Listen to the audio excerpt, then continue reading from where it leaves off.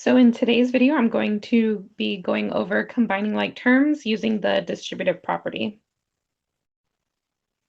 So the first thing I'm going to do is go over some vocabulary with you guys. Now, all this vocabulary is in the anchor chart notes that are posted already to your Google Classroom. So if you want to go back and look at that as well, that's definitely something that you should have by your side. So first I want to talk about what a term is. So a term can be a letter, number, or a letter and number together combined. So if you look here, we have 16m to the fifth power plus 4x to the second power minus 10. So really I actually can see that I have three different terms here. So this is a term, this is a term, and this is a term. So notice that the three terms that I have in the expression are separated by plus and minuses. The next vocab word I want to go over is variable. So I have actually two different variables here. I have an m and an x. Both of those are variables.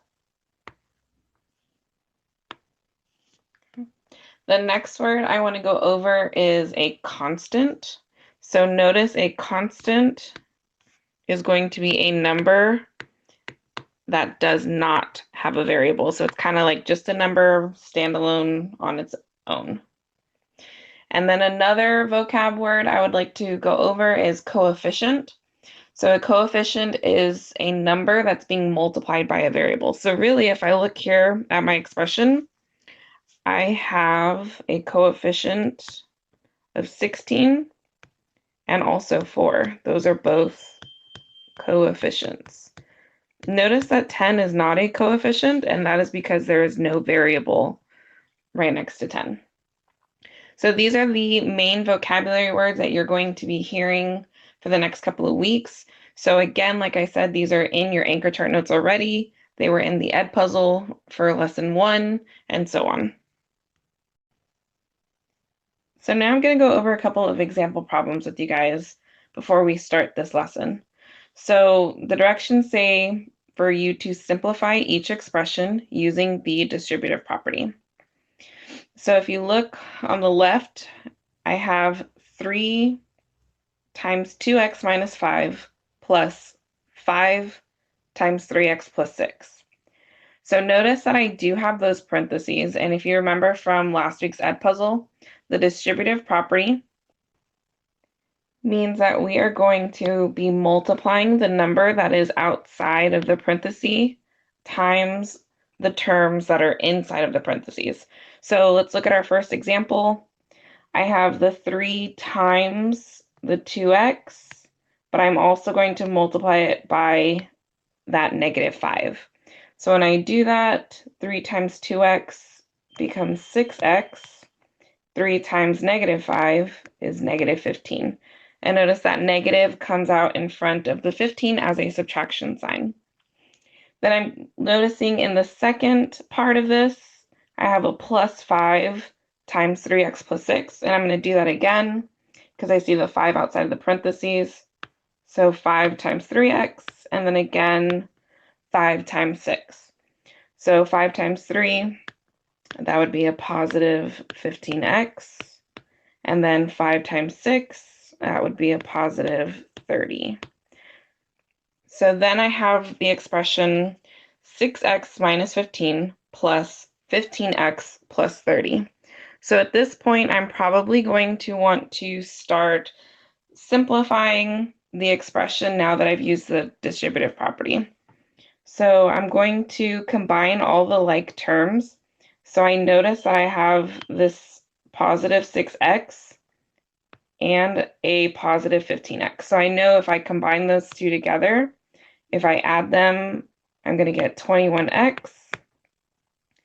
And then I can also combine my constants. So I see a negative 15 and a plus 30. If I add negative 15 plus 30, it's kind of like subtraction. So I'm going to end up with 15 left over. So then I look 21x plus 15. These two terms cannot be combined. One has a variable, one is a constant. Therefore, this is going to be my final simplified expression for that first example. So now let's look at our second example problem. It reads 6 times 2x squared minus 4 minus 2x minus 4 plus 4x. So again, I have those parentheses, so I'm going to try to use the distributive property first.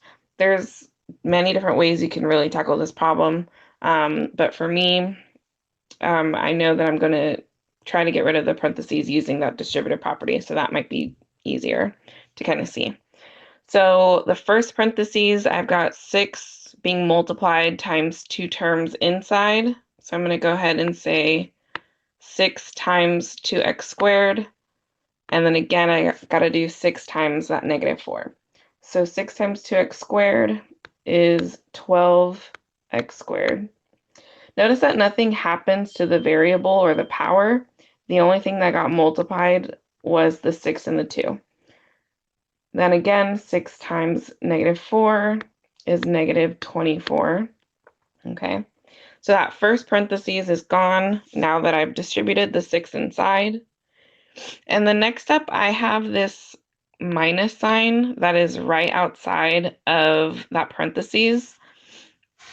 Now, you may not know or can see the 1 there, but there is a 1 right in front of that parentheses. So really that makes negative 1 times all the terms that are inside of the parentheses. And this time I have 3 terms to multiply that negative 1 by.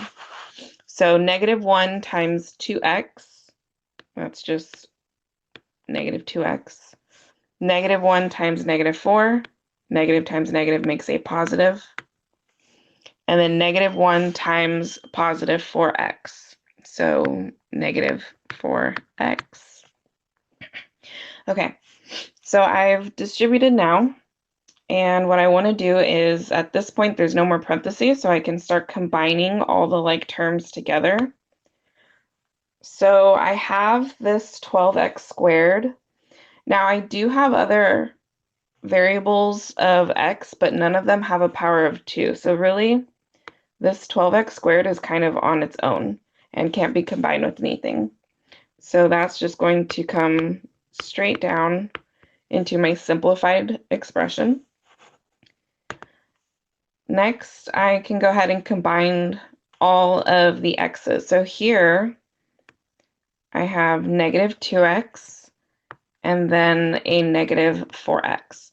So if I have, I'll do this on the side, negative 2 plus a negative 4, that's actually going to give me negative 6. So I know that this is going to be a negative 6x, and I'll put it as, or in the expression. And then I still have some other terms that are left over, which are, looks like my constants. So I've got this kind of negative 24, and then that positive 4. So again, I can write this on the side. Negative 24 plus 4. Well, one's negative, one's positive, so I know some subtraction is going to happen. So I know that this is going to end up being negative 20. And since none of these terms can combine to simplify further, I know this is my simplified expression.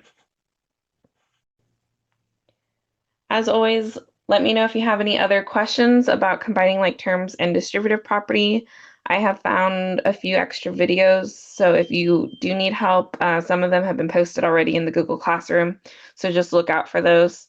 If you have any other questions specific to your worksheet, then go ahead and leave me a private comment on the Classroom, and then I will get back to you once I see it pop up. Bye, guys.